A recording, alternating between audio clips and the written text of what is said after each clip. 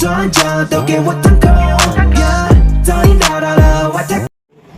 ngayon mga ka-sideline, mag-unboxing tayo ng Panasonic shower heater. Ito siya, Panasonic. Ayan guys. Gagawin lang natin dito ay ituturo ko lang kung paano yung basic na at kaunting kalaman ko sa pagkabit ng shower heater. Kasi meron na isang beses bumalik dito sa amin ginamitan niya ng plug, kinonect pa sa ilaw. Sa YouTube channel ko, huwag mong kalimutan i-subscribe at i-click ang notification bell para updated ka sa mga susunod na video. Ayan mga ka-sideline, lalabas natin sa plastic niya para makita natin at bubuksan din natin yung... At kung di nyo naman wala naman kayong idea kung paano siya ikabit, meron naman siyang kasama naman siyang manual dito. Yun nga lang, medyo babasahin mo siya ng maayos kasi una sa lahat English, tapos meron siyang Malaysian letter. Kaya medyo mahirap yung bubuksan natin tong unit na to para makita natin yung loob kung saan tinatap yung wiring niyan. At para makita rin natin yung... At ayan din, meron na rin siyang power control. Ito, dito yung pinaka power control niyan. At push on off niya naman, ito. Ito. Para makita. Buksan natin. Sideline yung pinakalaman ng shower heater natin. Ito naman yung heating element nya. Tapos may safety breaker na rin yan. Nakalagay na yan dito. Ito, may sarili na rin siyang breaker. Pero required pa rin na lagyan niya ng breaker.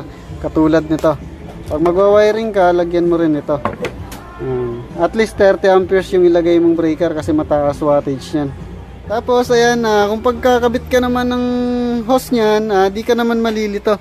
Kasi sa ilalim ng pinaka-inlet, outlet niya, may nakalagay naman. Dito sa parte dito, may nakalagay na outlet. Ayan, outlet. Sa kabila, inlet. Bali dyan natin idadaan yung linya galing sa gripo. Tapos yung outlet niya, ito, papunta yan sa shower. Tapos kung maglilinya naman tayo ng kuryente, bali ang lalagyan natin dyan, ito. Ayan, dalawang yan. Ito, tsaka ito.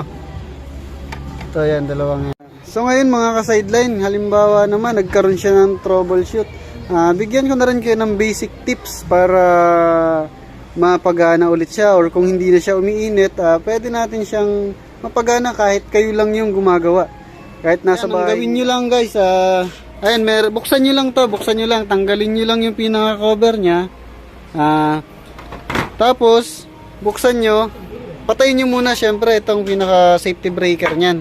Para wala siyang supply ng kuryente.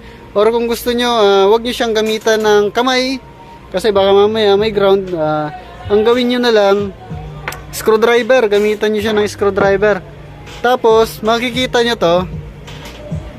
Ito, pag nakita nyo yan, yun yung pinakang reset nyan. Press mo siya ng at least 10 seconds. Para ma-reset yung pinakang heating element nyan. Yun, tapos try mo siya ulit, balik nyo yung pinaka-cover nya, tapos try mo siyang painitin kung gagana na siya. Guys, dagdag ko lang, sa paglinya nyo ng kuryente, kailangan nasa main breaker siya nakatap. Kung malapit lang din naman yan, doon nyo na siya itap. Huwag nyo siyang gagamitan ng mga flat cord wire na yung mga number 16, at least stranded na number 12. Yun yung required. Tapos syempre may sarili rin siyang safety breaker. Ayun, nasabi ko na nga yung kanina, lagyan mo siya ng safety breaker. Kung pwede siyang plug-in, bolt-on, yun. Depende sa inyo kung ano yung ilalagay nyo. Basta may breaker siyang sarili. Para kung sakali man magkaroon siya ng troubleshoot or nag-grounded yung unit nyo, mag-automatic shutdown yung pinaka-breaker ng aircon. No? Para hindi madama yung ibang... Guys, dagdag ko lang din sa paglinya ng tubig. Bali yung shower heater natin, may kasama yan na ito, filter, tapos may water volume din siya. So, ang kailangan natin, maintenance natin dyan ay yung pinakang water filter nya. Ito, yung nasa babang yan. Kailangan lagi mo siyang lilinisin kasi yung tubig natin, hindi natin masabi kung malinis o madumi.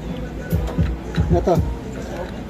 Ayan, ito yung madalas kailangan linisin, pagpagin siya or sprayan siya ng running water para hindi siya magbara at hindi mahirapan yung heating element at hindi siya mabitin sa tubig. Sabi ko nga kanina, may mga kasama naman yan manual kung paano mo siya buuin.